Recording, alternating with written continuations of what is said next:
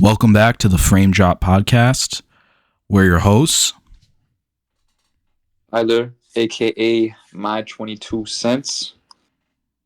Moises, aka Quachimoto. Kenny, aka Vine Monkey. Today is April 22nd, 2025, and this is episode 3. So, for this episode, we're going to be starting off talking about Daredevil Born Again. It's now wrapped up. The first season is done. They're recording the second, and we got a lot of thoughts. So, Tyler, why don't you take us away? Actually, I started last time with the Daredevil. I'm going to defer to Moises this time. He can start off with the Daredevil. All right, let's start with a question. Was it really born again? So let's really talk about it. We talked last episode about the possible comeback that they were making when we watched the penultimate episode. We said, wow, Bullseye's cooking. Matt is in full crash out mode, whatever he got. Like, oh my gosh, this last episode is about to be crazy. We were excited again after watching, what was it, 6 episodes of, in my opinion, mid to trash. Then we get to the finale, and it could have been worse than the rest, like everything else, because the culmination was horrific. It was a build-up to trash. Frank's inclusion was trash. He got destroyed as if he was a loser. I'm gonna be honest. He got cooked. Daredevil talking about we're gonna start the new Avengers Initiative type beat, and then shows up with a whole bunch of jobbers on the screen. Come on, man. There's so much to talk about, but like, and then I'm gonna save the one main point for Kenny, obviously, because the memes have been going crazy on TikTok about a certain someone being asleep during the events of this episode. But like, the thing that gets me going is like, yeah, bro, Fisk crushed Gallows' head. Okay, what else solid really happened in that episode? To be honest, not much. Nothing. Can you talk to me? Yeah, I mean, I think that the Quatch hit a lot of it, but I guess I'll episode 1, right? Like, we knew, or at least I knew, because I'm on Twitter too much for my own good. Like, I knew that was like the newer people, and I knew that this season altogether was going to end up being a bit of a Frankenstein situation. And I think, episode 1, though, despite all that, like, I could tell that they were trying their best to fix a difficult situation, but I still enjoyed it. And even episode 2, when I was like, this isn't really them, outside of them Frankensteining, I was still kind of there. We go to episode 3. I believe that was the Hector episode. I was like, okay, like, I actually thought that was pretty good. And then we had episode 4, ass. Episode 5, ass. Episode 6, ass. Episode 7, ass. Episode 8, peak as I'm not going to curse. Peak as flip. And then we hit episode 9, and we're coming off that high. We're like, last episode I called it, I believe the previous episode of the podcast, I called it Daredevil Locked In Again, because I was like, all right, we're back. Like, this is it. Like, this is the new showrunners, new content they filmed. Episode 8 was really good. And then I hit episode 9, and, stylistically, it still looks better than the middle episodes, in my opinion. And I'm seeing characters that I care more about more often in the episode than I was with the other ones. But it's the writing. It's just the writing, man. The action in the middle was terrible. It was like CGI. It wasn't well choreographed. We saw in episode 1, we had the cool Wonder sequence in episode 1 between Bullseye and Daredevil. That was like probably one of the highlights of the whole season. We know that the next season, the original like stunt choreography guy, I believe, is coming back. So I'm expecting the action to be better in the second season, and maybe overall it will be better because these showrunners get to make something from scratch without having to Frankenstein.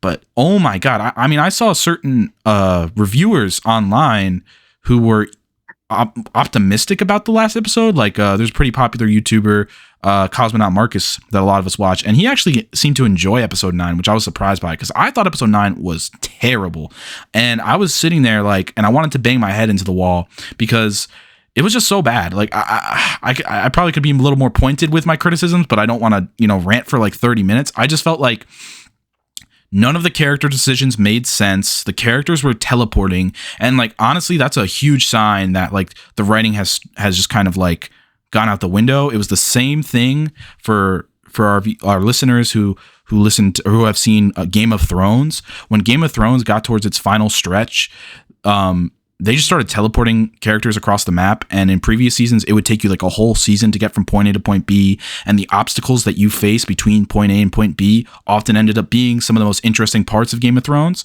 and the characters you might encounter. But like, you wouldn't just say, oh, I want to go to Winterfell and I'm in King's Landing, and then they cut and you're there. Like, it would take you time to get there. And so Daredevil, on the scale of the city, but still in that sense, oh, we need to go here, next scene they're there, or I'm about to get assassinated in my hospital room, and I'm in a freaking hospital gown, and I need to go, and then I teleport to my apartment. Oh yeah, I'm in the crib, bro.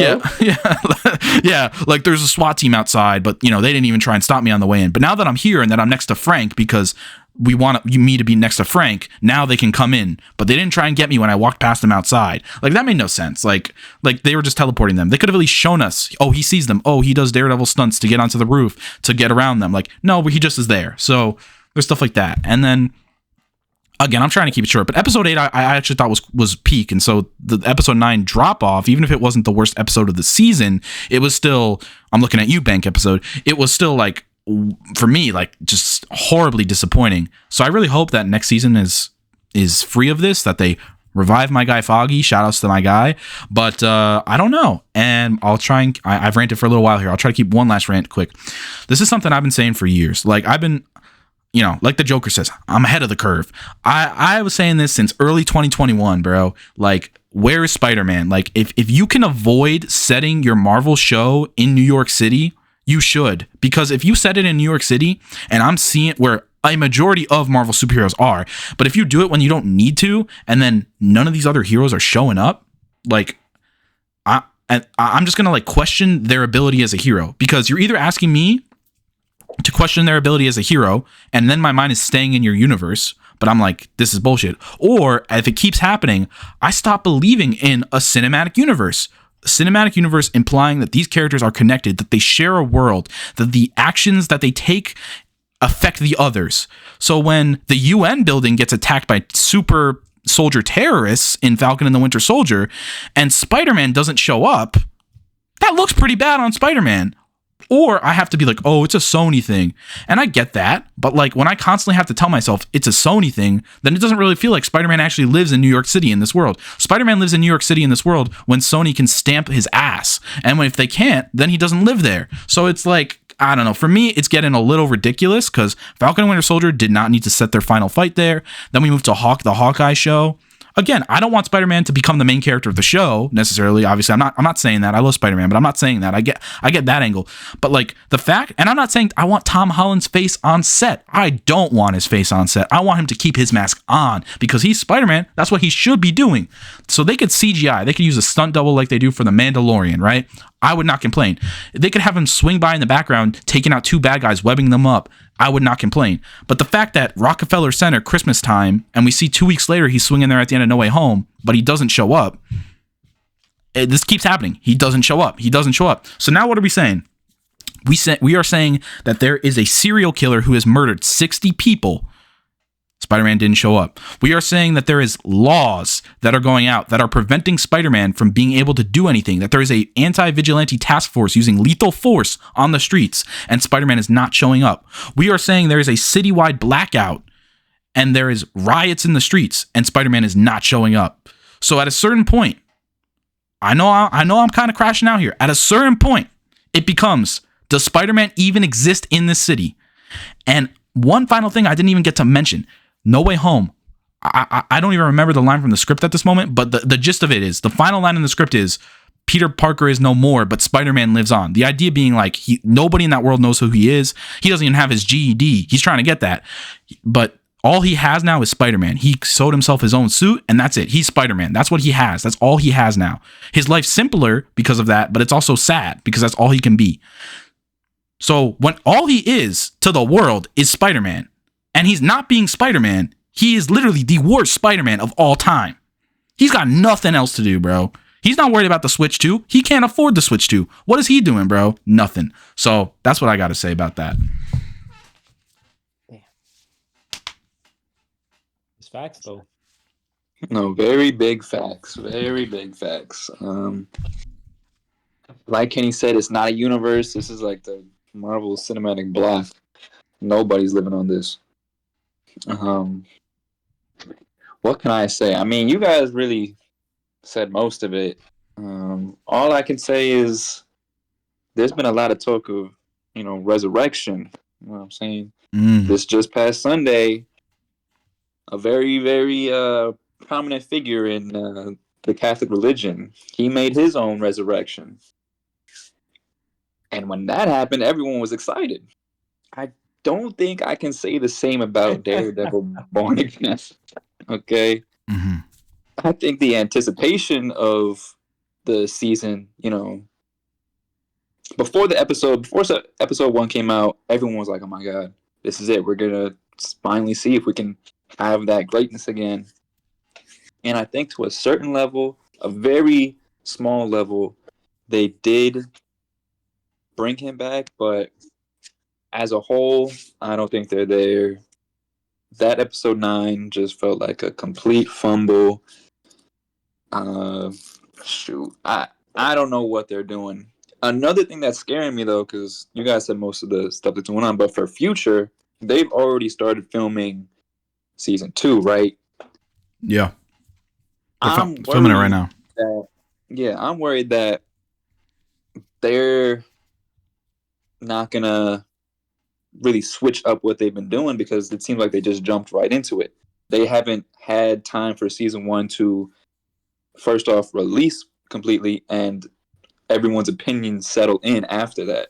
They had already started just hoping, that everyone would like how season 1 ended. I don't think that's the case. Anyone who says that season 9 was, a 9 or a 10 or whatever, I think they're kind of delusional. I'm being honest, but that's just my personal opinion. You know what I'm saying? Like you said, season 1, 2, 3. I think season 3, or not season 3. Sorry, episode 3. I think that's still my favorite episode. There's no daredeviling going on, but I keep saying season. Episode 3 is a really good showing of what they can do when they want to write a good plot. I think I agree with you. I think season 3 is the best episode of the season. Episode 3, the Hector. Yeah. I think my favorite episode would be episode 8, but I think I was impressed by episodes 1 to 3 and episode 8. But that's 4 out of 9. So there was 5 episodes where I was like just losing faith with the show. Much like Matt lost his faith, I was losing faith in the show. Facts.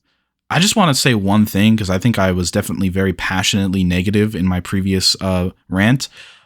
This does not reflect in any way on the actors because like Charlie Cox and Vincent D'Onofrio are still putting in a masterclass. Vanessa's actress, I'm sorry I don't know her name, also masterclass. Like the acting, John Bernthal, always a masterclass. But the writing, man, I just think they need to like let them write. And then they need to like, how like back in the day, your parent proofreads your work because you're a kid and like you might put out a little bit of a little, dog shit for lack of a better word. So they check your work. They're like, all right, you're good. Like, I think they need somebody in that room to be like, is it good? Like, or is it just something we're shooting out as slop to get on Disney Plus? Because it's not the worst Marvel Disney Plus show, but given the previous 3 seasons, this should not have been made.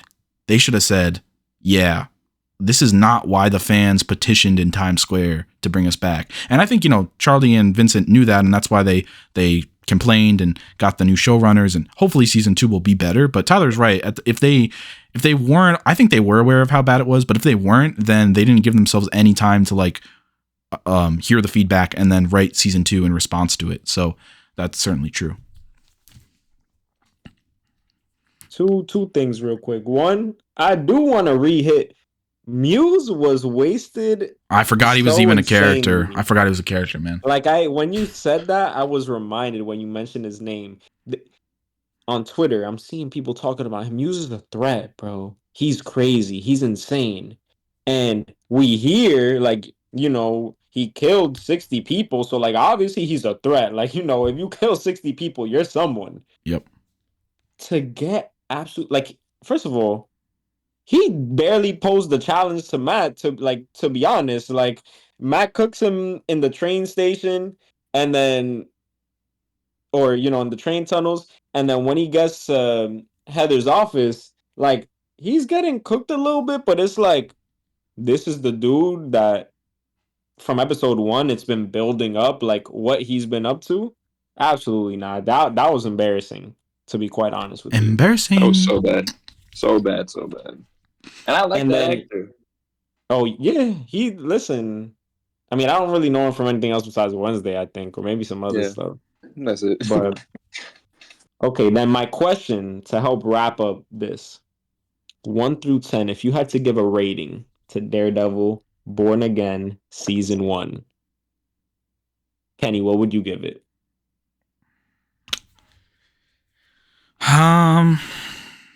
Just give me 15 seconds, bro. I'll tell you right now. I bet. Give me 15 Tyler, do you have a number? I could start with myself. I got it. You need to think about a 44. So a 4.4 out of 10. 4.4 out of 10. And I you know how I came out that score? Because I liked 4 out of the 9 episodes. So 4.4 out of 10. Crazy. 4.4. I don't know. That feels a little low to me. Like, just remember the middle 4 episodes that we had to watch. All right. I know you liked the bank episode more than I did. So maybe you'll be a little higher. I did not like that episode. I liked the bank episode. What else did I like? I like 1, 2, 3, bank episode, 8.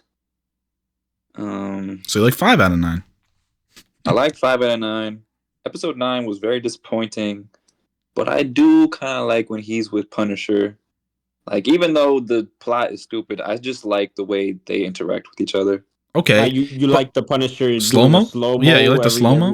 Okay, see, I didn't get to bring that up.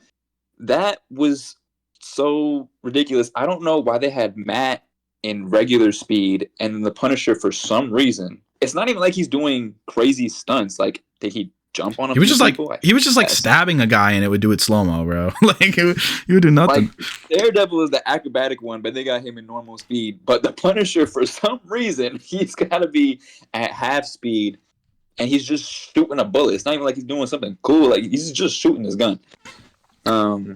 But besides that, besides the plot, besides the action, oh yeah, if we disregard everything that makes the show, what rating? If we're just focusing on how him and Daredevil interact with each other, I don't think I'll ever dislike that. And I think that's the same for what was it, episode 4 when the Punisher shows up again, or for the first time. I like that scene. I think that was a really good, like, whatever it was, 5 minutes. That's probably the only memorable thing in that episode. So, like, I could almost see the vision, but they did waste a lot of it. So I won't go as low as a 4.4. I'll probably go somewhere like maybe 5.5, 6. Fair enough. I need to qualify my rating real quick. I would give season 1 and season 3 a 10 out of 10, and I would probably give season 2 a 9 to a 9.5 out of 10. A lot of people don't like season 2. I even like season 2. So for me to be this disappointed, like, that is a part of it. And another quick nitpick, the fact that his mom never showed up really pissed me off. And like his whole faith not being really much involved with this.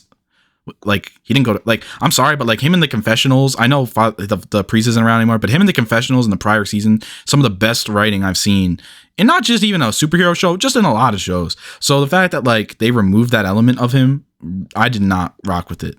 Anyway, sorry. He was not my religious king this season. Yeah. Nah, I was just gonna say that the number that came immediately to my head when I thought of the question was 4, to be honest. Mm. Because for me, first of all, episode 8 is good, but only at the end, in my opinion. When we were watching episode 8, that first like the build up to it, like yeah, that Daredevil Bullseye interaction in the cell was cool when Daredevil smashes his head on the table. But I'm gonna be honest, I was not feeling it until the last 15 minutes of the episode, as soon as Daredevil shows up to the to Fist's banquet thing. Until then, I thought it was mid. So to be honest, even that, I'm not giving episode 8 a full like fire status. So thinking about it, I only really liked like 3 of the episodes. They were the first So 3. so 4 is generous.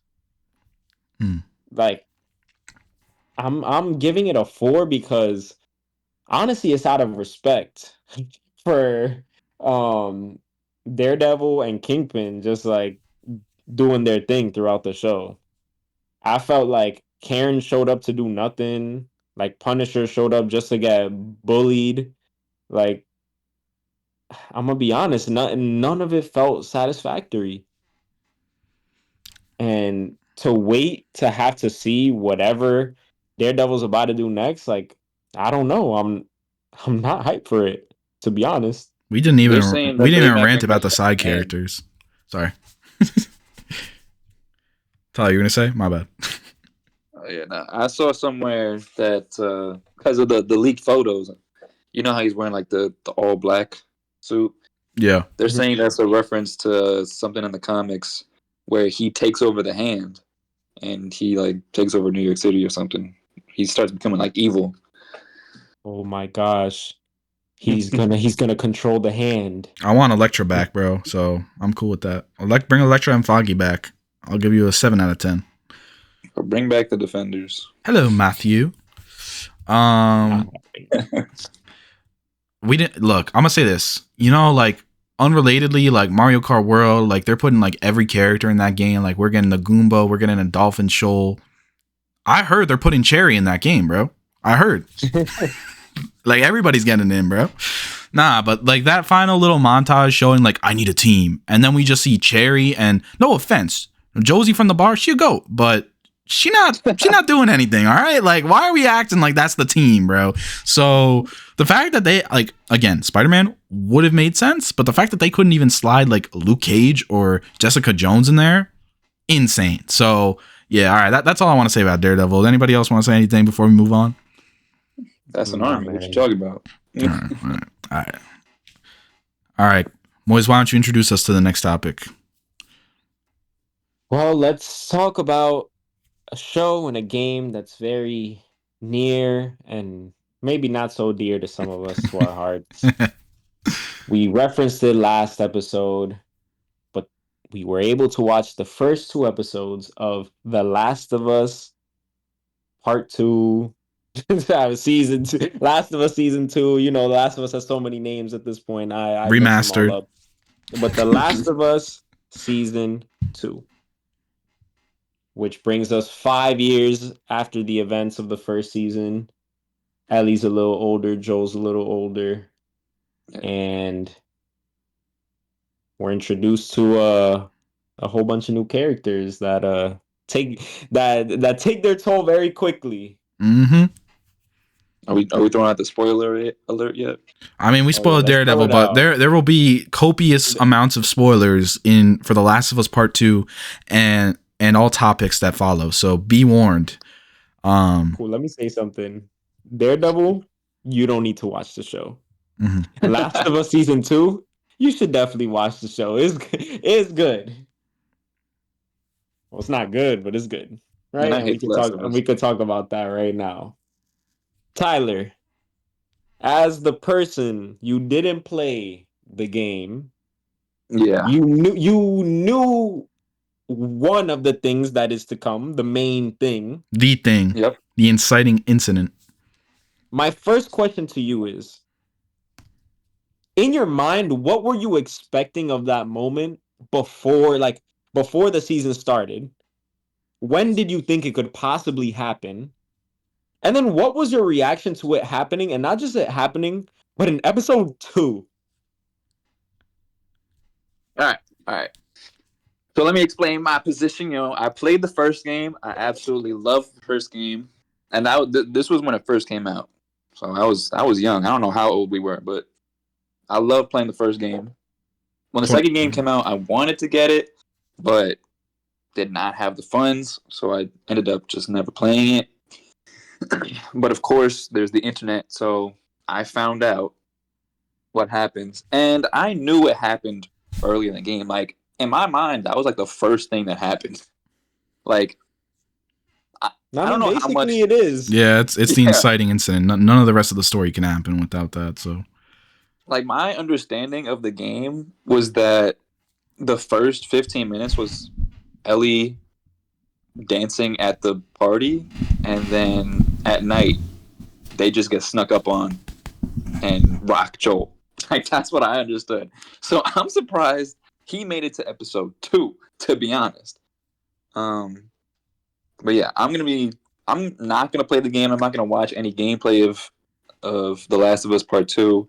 I'm gonna watch season 2 uh completely with a fresh set of eyes, so that you guys, because Moises, you played. Kenny, did you play it?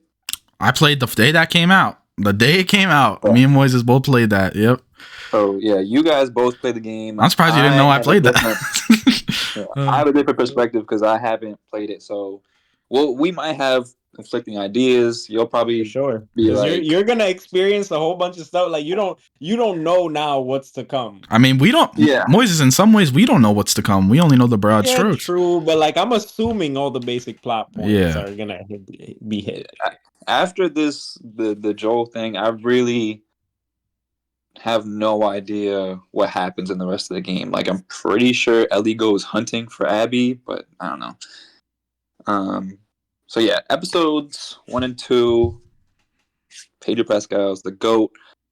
Ellie, she was getting on my nerves. Okay, I can't lie. She was getting on my nerves like crazy, because I see Joel literally trying his best. That scene when he's with the therapist and she's like, "Come on, just let it out, let it out." And Pedro Pascal is there, like he's tearing up his eyes, bro. You can see the anger and the sadness in his body. And then when he stood up and she jumped, I low key jumped too. I was like, "Oh, he better be here."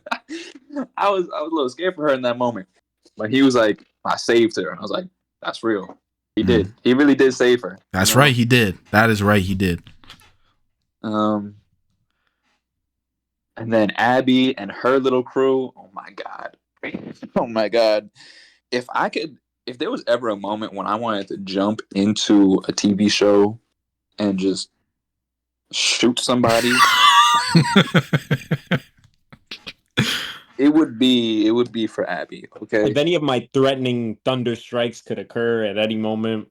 Yeah, the famous Moises Thunderstrike, straight for Abby. Okay. Joel was my GOAT as a kid, okay? He was I don't even know how to describe his greatness. Yeah. And even in the first 2 episodes of this show, it's like he's really just trying to be a good dad.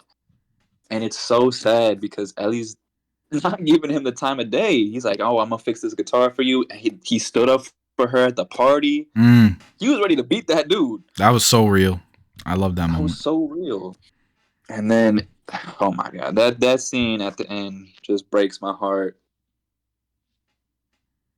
When he's in there, he's just taking the beating, and Ellie walks in, and he's just in this bloody puddle. He can't even speak. He can't move. He could barely move his fingers.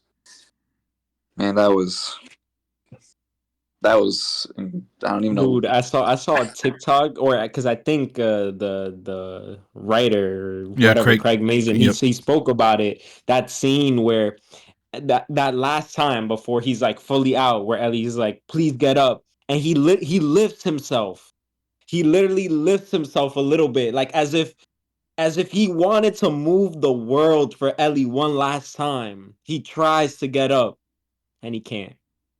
and he can't. And it now is there evidence of me, feeling any emotions towards that scene? Not on the internet, but It could be on the internet real soon. But damn, that hurt, bro. It hurt, like it hurt. It hurt when it got leaked before the game. It hurt when I played the game, and damn it hurt when I watched it again. And this is why I hate The Last of Us. Like, why would they do this? That's a good hatred to have. Yeah, I'll say this. I mean, I not like Tyler where I played it 2013 when it came out, but I remember it being like one of those, for the OG YouTube kids, like with all the Let's Plays that were going on. I remember that when it was like the Let's Play that was happening on YouTube. So I remember being younger than I probably, should have been to see it, like seeing Sam and Henry and all the stuff that went down on that first game. But it took a long time for me to actually play the game. And late 2019, I finally played the game. Moises was a part of that experience. And one of our other companions, Jalen, encouraging me to play that on the hardest difficulty. So that was a whole experience in and of itself. And then leading into the second game, which came out, ended up coming out in June 2020, and the leaks and the delays and everything like that with what was going on in the world. And I remember when it got leaked, I think it was like March before the game came out and it got leaked. And that was one of the times where, like, I'll just be real. I'm gonna keep it real. I cried myself to sleep seeing that, bro. And I think I sent it to Moises. I don't remember, but I remember just like being so defeated and being like, what is this shit? Like, what is it? And I guess I won't go into too much like spoiler territory because Tyler hasn't played the game, but I definitely noticed a lot of changes for the show that were made. In some ways, I feel like they let Joel's death be a little more tame and a little more noble. I mean, a quick example is in the show, you see that he's tanking it for Dina. Like, they threatened Dina, and so he just kind of tanks it for her. In the game, Dina's not with him, it's Tommy, and there's none of that sort of threat. It just it's very senseless. There's no monologuing of Abby, of explaining her motivation or questioning him. He immediately goes to, like, why don't you quit whatever speech you rehearsed and get this over with? Because, he's real as fuck, so that's why he said it. Like, there's a lot of changes, and I'm interested to see how that plays out and how the audience feels about that, because in the game, it was a lot more senseless and a lot more brutal. His brain matter spills out. She uses that golf club the whole time in the game. It doesn't break, and she's using her hands or anything like that. She caves the skull in with it. So some of those changes, I'm wondering why they made them, and I can only speculate. But yeah, I mean, that was tough. I mean, and just like what Moise was just talking about, that. I guess I'm desensitized at this point from playing it and from the leak where I did cry a lot. So I wasn't as caught up in it this time around. But the only time I was a little caught up was when he tried to move, because that doesn't happen in the game either. Like, Ellie gets kind of knocked out in the game, and you can hope that he saw her, but like, he's much more cooked in the brain in the game, because he does not, to my awareness, move at all. So they added that, and that hit me, because in my mind, like, I kind of wanted to see that in the game. I wanted to see him get up. I wanted to see him try for her, because he would. So the fact that they added that in the show, that was the one moment that kind of got me. Yeah. Very. Wow. Because he's real. Like, that's what he would do. So yeah. It's real. But let's talk about real quick, how we feeling about the performances so far. We got a bunch of characters. We have Bella Ramsey back as Ellie. Mm-hmm. We have Isabella Merced now as Dina. We got Jesse, Kenny's GOAT from the game. How'd you know, bro? He's here. I know Kenny already loves him without too much screen time. How did you know, bro? You've only said it to me like 700 times. Nah, bro. I love Jesse, bro. Jesse is so real, and so he's like the only real character left after what we just saw happen. It's pretty much just Jesse. Although I will say, in the show, they let Dina be more real, so Dina's still pretty real too. I really like Isabella Merced's performance. I think she's doing a phenomenal job. Tommy in the show, like, Tommy's just a goat. Like I don't know the actor's name off the top of my head, but I think the Tommy That's actor, Gabriel Luna. he's phenomenal. Gabriel Luna I love Tommy. him, bro. He's a goat. So we still have despite the fact that we lost Pedro, we still got a lot of goats left in the tank. But as Moises mentioned, from when I played the game, I've always loved Jesse. I really liked, they mixed, like I said earlier, like Dina's with Joel, Tommy's at Jackson. They added that whole, we didn't even get to it yet, that whole infected siege that's not in the game. And they let Jesse be with Ellie. So we get to see a little bit more Jesse, and we get to see, just how real he is and how he's always looking after everybody. But yeah, I mean, with the first season, I kind of so many different directions to go here, but I'll just say with all the performances, everybody's doing a great job, and I'm interested to see more of them. Tyler, how you feeling about the performances so far? I think it's just as good as season 1. I mean, it feels like zero drop off in the quality of the show, which is what you're always scared of when a show gets renewed for a second season. It's like, man, are they gonna be able to put out what they did in the first season? And I feel like they did. I forget the actress who plays the therapist. I think she did a really good job. I think it's Catherine O'Hara. No, that's an OC character. Catherine O'Hara. I was gonna say I didn't. Fire. Yes, that scene was really good when she gets it all off her chest, and the thing with her husband and how Joel connects to that. I was like, "Yo, this is some crazy." Which also is not in the game. Yeah, that's in the game, Tyler. That's all OC. All OC. Yeah, I thought that was really good. Everyone is doing a great job. Yeah, no complaints about the acting. The acting might be a little too good, if I'm being honest. Yeah. In my head, there's one like separate critique I have, and I'm not going down the whole like. Okay, so the actress that plays Abby, right? Obviously, we know Abby she's big, bro. She's Broly. Mm-hmm. Not gonna lie, in the game. Now she could fight in the Tournament of Power. Not for real.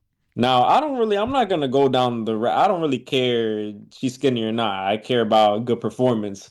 But what I will say is, I feel like part of the reason nobody gave pushback like in the game is because Abby could really knock every single one of you out, like with a skadoosh. You feel me? So, but in the show, people are like, they're like looking away and stuff, and I'm like, all of you could easily have stopped Abby if you were really feeling the type of way. So, like, I'm not like, obviously that we're gonna let her get that off because she's been harassing them about killing Joe for a while now.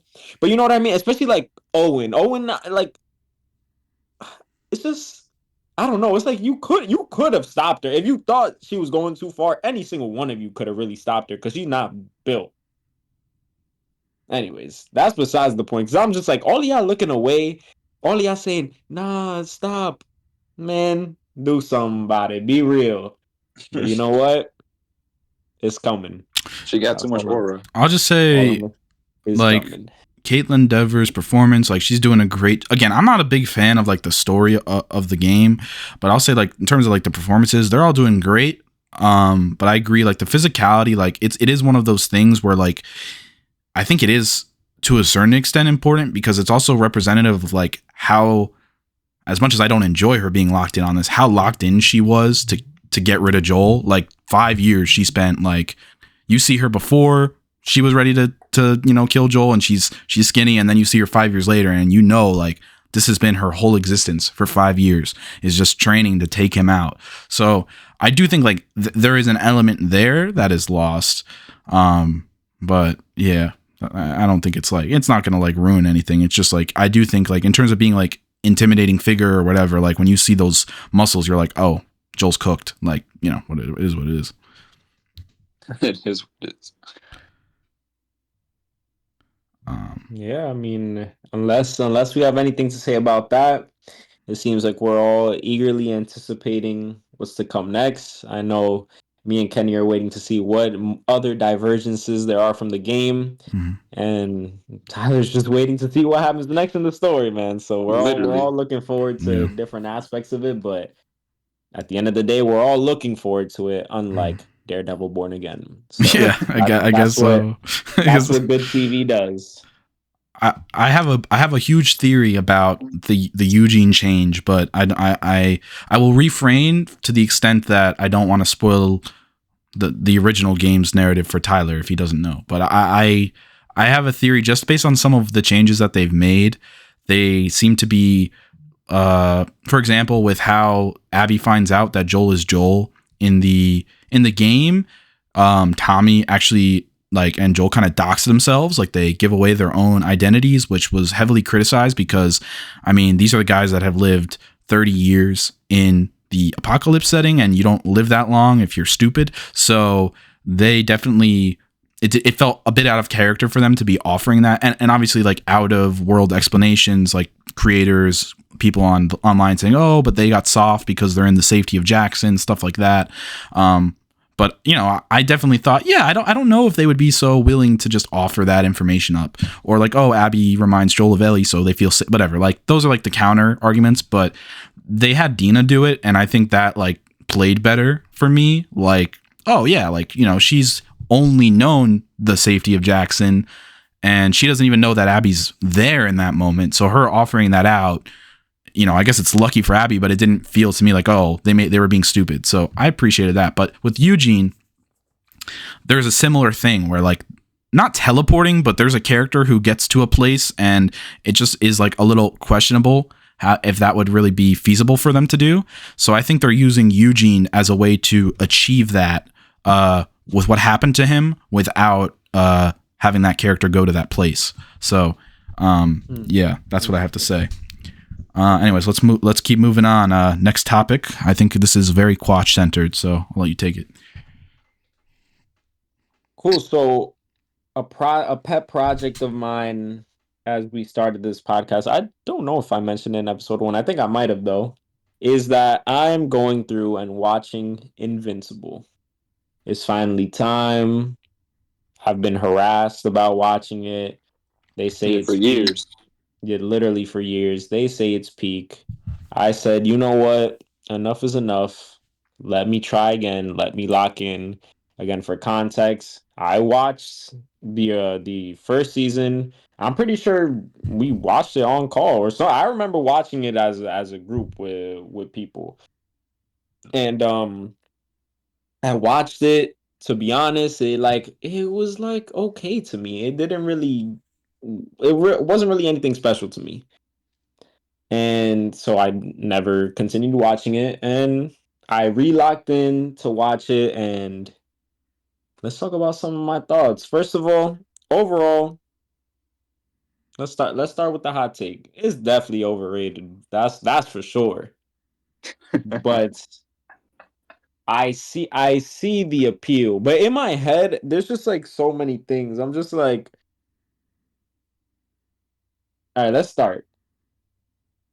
Bro, Mark, oh my god.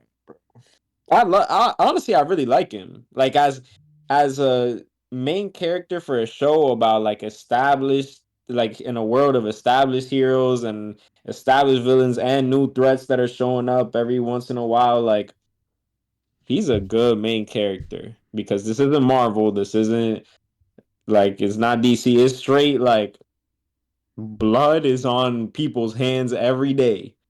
And he's hype when he gets his powers and then immediately gets bodied by the real world. Like he sees the truth of it.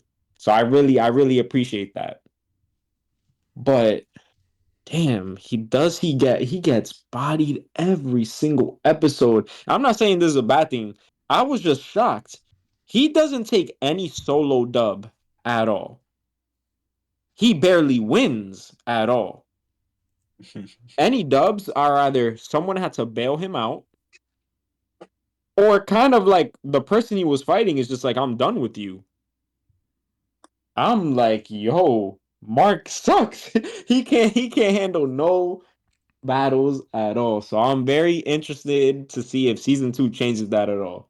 because Wait till you get to season 3. Let me break it I'm in the down for you, notes. In Mark. the notes, I said bro needs to get into the hyperbolic time chamber because now that Omni Man's gone, bro, he needs to really lock in because he got bodied by him. Let's talk about Battle Beast, bro. I was watching that episode. That episode is like probably the craziest episode of the season because it starts with just Titan being like, listen, the hood is struggling. I got a wife and kid, and she needs this, and Machine Head is controlling. And it's like, oh snap! This dude is, you know, messing with people like in the trenches, and they're suffering. Yo, we're lit. Like Mark is learning because Mark has been taught the whole big picture thing from Omni Man, and Titan's like, nah, like these people need your help too. And I'm like, yo, it's lit. Then everything goes south. I'm like, oh my gosh. They show up, they think it's easy. Machine Head spawns 7 different villains from different worlds. I don't even know what's going on. Battle Beast shows up. And the thing is, I've heard of said Battle Beast. I heard that they're even making the dude is making a comic about Battle Beast. So I knew what the vibe was. But I'm watching Battle Beast pack up every single person. Oh my gosh, I would have loved to see Battle Beast fight Omni Man because in my head I'm like, this dude is beating people, getting blood on his face, and licking the blood, and literally almost kills Mark. Like, I'm gonna be honest, Mark was almost like Mark's face was devastated while fighting Omni Man. Bro, if Mark's chest and body after fighting Battle Beast and him getting beaten in the chest with that club over and over, I was like, yo, Mark is a goner. But that was a good episode. Again, I'm curious to see if Omni Man's gonna return as like a villain or not. Like him flying away kind of gives me the vibes that like he might come back and be like, sorry, Mark. But then at the end of the day, that just makes me think like, did the Guardians just die for nothing? Like if Omni Man doesn't come back and is like ready to take over the world, like the Guardians really got bodied for nothing. They were useless anyway. Yeah, they suck. And then yeah, I mean overall, like it's a good show. And I'm very curious to see what season 2 has to offer. Yo, Because I real feel quick, like what are your thoughts on Immortal? I hate bro, him. Immortal's a clown, bro. An absolute clown. And then when I saw, because I started season 2, episode 1. So when they're like, oh, he's leading the Guardians, and he has like an attitude about him, I'm like, all right, bro, like you're not even him for real. On God. But I'm trying to think. Honestly, I really like all the main cast. Like Amber's cool, Eve is fire. William is just funny. Like I'm not gonna lie, he's just a clown. Um, Rex, obviously, he's your typical douchebag. Like I'm assuming he's gonna lock in at some point and like do something good for humanity. But until that point, like he's just a clown. What's the Explode. name? Multicate or duplicate? Bro, Duplicate. Buns, trash character to I be agree with honest. that. I agree with that. Then Robot, I'm very interested about Robot because he was tweaking all see like stealing the blood from Rex, wild, and then making the clone wild. But I'm like, nah, like I see it, but also you making yourself a kid like doesn't really do nothing for my like honestly. I didn't the concept I didn't really understand, and to be honest, I don't want to think about it too hard. But Robot is very intriguing, and now he's learning like how to be a human. So I'm like, okay, cool. Uh, who else? I think that's about everybody relevant. The performances are fire. J.K. Simmons masterclass. Sandra Oh masterclass. Stevie Young.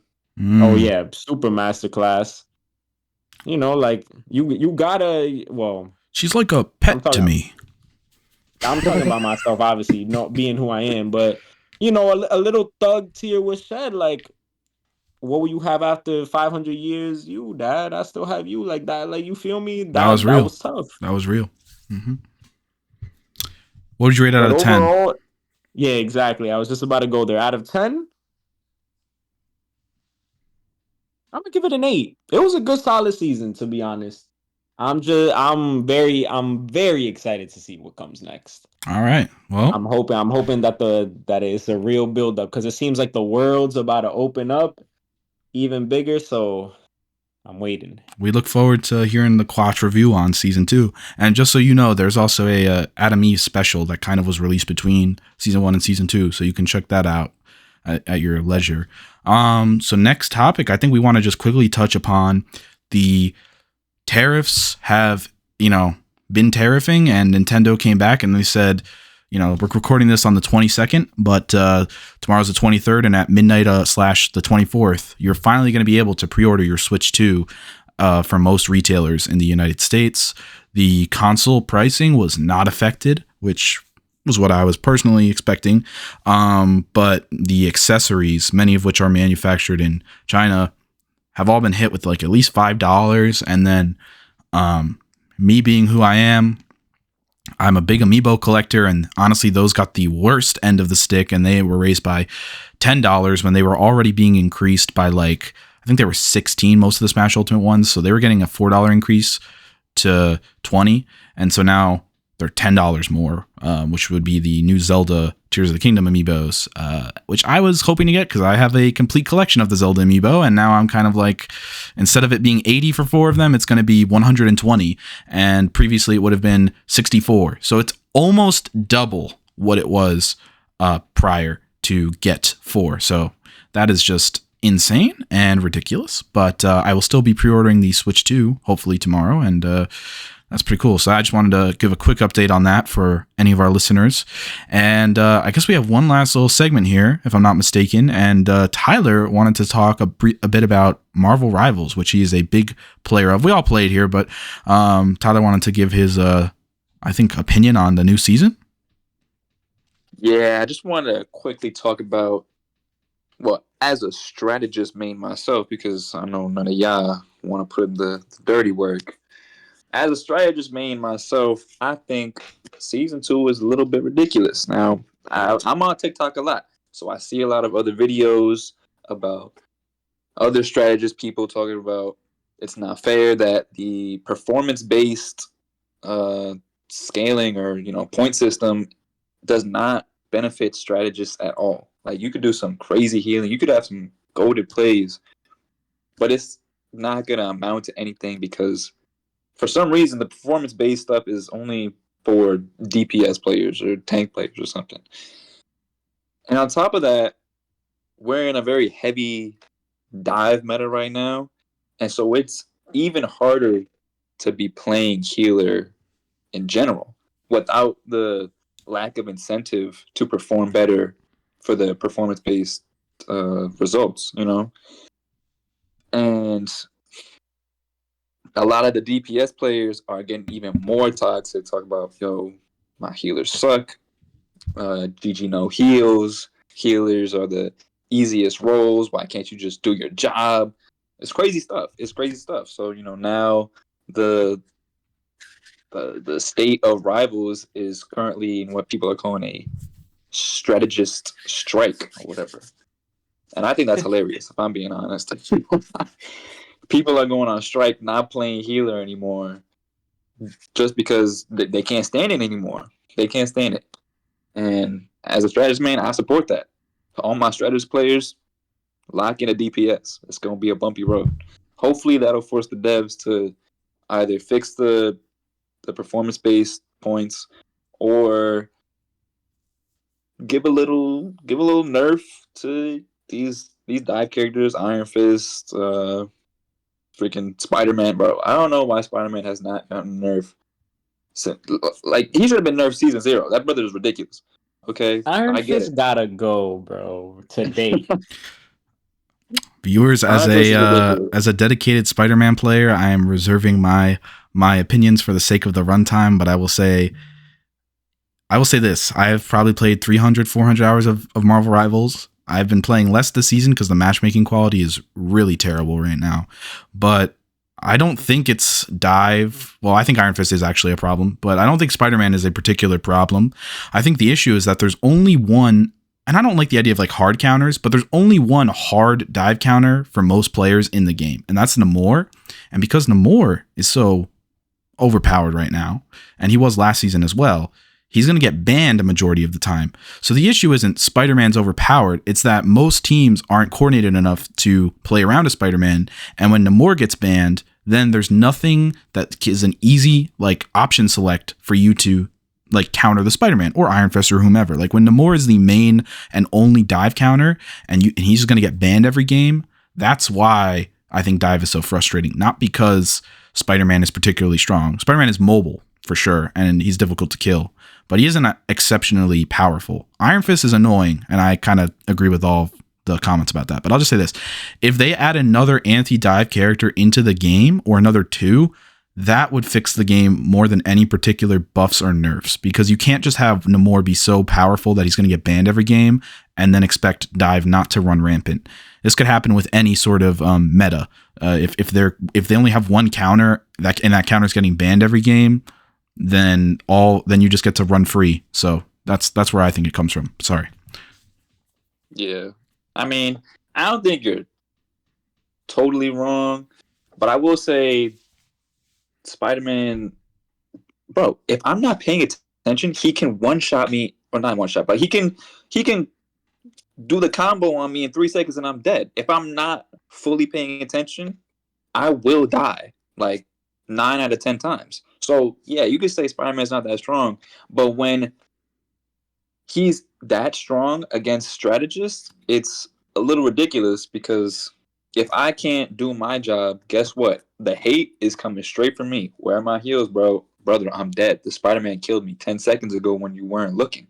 Okay? But that's what I'm saying. Like it's just, it comes down to like team coordination. Like, and I get it, like, because you're playing ranked with a bunch of random people, so it's kind of challenging to consistently get people who are actually going to look out for you. But that's not because Spider-Man's OP. It's because your DPS or your tank aren't peeling to help you, or your other support should be healing you. Like it's about coordination. But I'm biased. I do play a lot of Spider-Man. It's just that I do think that it does come down to like when Hela or Hawkeye or whomever are strong, and they are strong, like that's a lot more of an oppressive force. But yeah, you're right. Like he does have combos. Yeah, it's just, I feel like Hawkeye and Hela are easier to deal with because they're going to be straightforward. They're in front of you. You can at least find them and react accordingly. Spider-Man, my biggest issue, like you said, he's very mobile. Just, I don't know, make him swing slower. Reduce his swing speed. And I think that'll even him out a little bit, because you say he's not busted. I don't know if I fully agree. It's just, it's a common complaint from people in the Rivals community to hate Spider-Man. No, I mean, I've been around this. All I'll say is this: like, I'm not trying to lengthen the episode length, but I've been, dear viewers, I've been around the block before. I played Genji in Overwatch, and it was a similar thing where if you were, and I play a lot of support too. I do flex pick and ranked. I'm not just going to insta-lock DPS, but I'm not trying to hate, but supports are always going to be the target priority. You are the thing that is keeping up your team the most, in the sense of like if heals are constantly being supplied, it is very, very difficult for any of the other dominoes to topple. So you're the first domino that a DPS is looking to pick off 9 times out of 10, especially from a dive format perspective. You go for the thing that is the squishiest, that is giving the most value, which is the support. So it makes sense that you're not going to be, have a favorable opinion of Spider-Man or dive characters, but I don't think that makes them overpowered. Like it's the same thing with Genji. Genji is not overtuned in Overwatch. He is quite weak, and they gave a lot of, over time, they gave a lot of tools to the support players who were very I'll just say critical, because they would constantly get dove, and they wouldn't even necessarily get killed, but they would get like, that's how we ended up with characters like Moira and Brigitte and all these other characters who were supports that ended up playing better DPS than DPS picks, because the support players were complaining they would get dove, and then they just gave all the tools that a DPS has to the supports. So I think it's a dangerous game to play, and I think that more so than Spider-Man receiving any particular nerf, I think, like I said, introducing more dive counters. So if Namor gets banned, you're not just like, you don't have nothing, would be helpful. But also, like, you can still, there are still characters that can kill Spider-Man without Namor being in the picture. Bucky's a good counter. Like, there are good counters.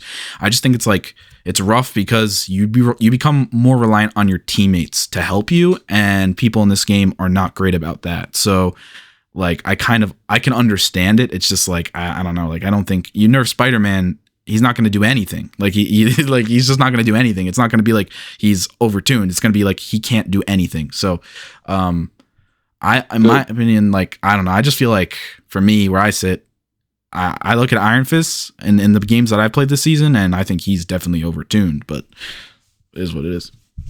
No, there's a lot of characters who are overtuned.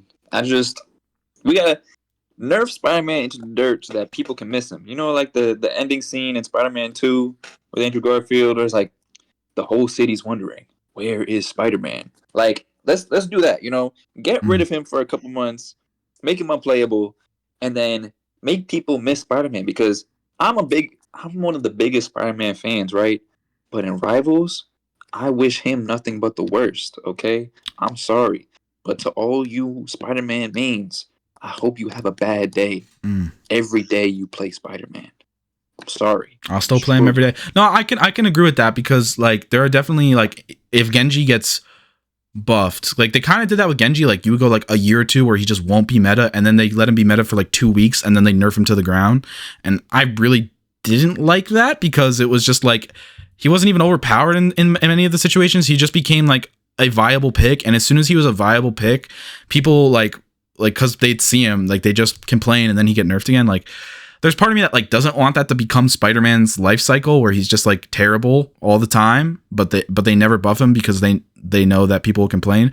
But on the other side of the coin, I noticed a lot of in towards the latter half of season 1.5, and especially now, what I'll call them like bandwagon Spider-Man fans who just are picking him because he's playable.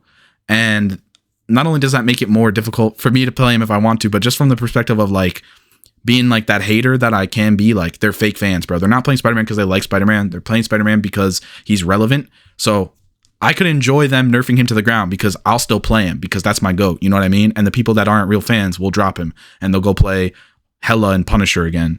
So I'm you know what? Nerf him if you want. But if you nerf him mobility wise, I think his webs should become reloadable. That's my one thing I've wanted. I hate the cooldown webs. They're really, really quite annoying. Sure. I can see that. I agree. But yeah, those are my thoughts on Rivals. I'll leave it on that for now. All right. Well, we have one final topic on the pod today, and we'll try and keep it short. But rematch, I think the main big rematch beta occurred this last weekend, and I did not play, but I believe, Tyler, you played and you wanted to discuss it. Moises, I can't recall if I think you played as well, right? Yeah, I actually didn't play at all. It was only Moises. Oh, okay, my bad. I'm the only one that played it, so I'll keep it very brief. But that's a real good game right there. Are you a true list? Everybody should be on the lookout for a rematch for the next beta. I don't know about when it drops, because it's about to cost $30. And if you know me, I'm not paying $30. But that beta was some of the most fun I've had with a multiplayer game in a long while. Because Rivals is toxic. Now, I'm not going to talk more about Rivals. Rivals sucks. You get matched with a whole bunch of trash. They're all toxic. Like, how are you trash and toxic? That don't make any sense to me. Rematch, I can see how it can become toxic because I already see pieces of the technique that can become evil. But wow, that was a lot of fun. And I'm not even particularly good. I'm not good at these type of games. I wasn't good at Rocket League. I'm not going to be good at this. But it was a lot of fun. And you can tell, like, they put a lot of effort into everything that was there. The passes, the shots, like everything. Keep an eye out if you're looking for a fun multiplayer game to play with your friends. Rematch. It's Blue Lock. If you like Blue Lock, you'll love Rematch. If you like soccer, you'll love Rematch. And if you just want a fun game to play with your friends, Rematch is the vibe. Become a true egoist. Lock in. It's an amazing game. That's all I had to say on that. Amen. All right. Well, that about wraps up this episode of the Frame Drop Podcast. I've been Kenny, aka Vine Monkey. I remain Tyler, aka my 22 cents. And I am still here, Moises, aka Quachimoto, aka the Quach. Aka the Maestro. All right. Bye, everybody. Peace. See ya.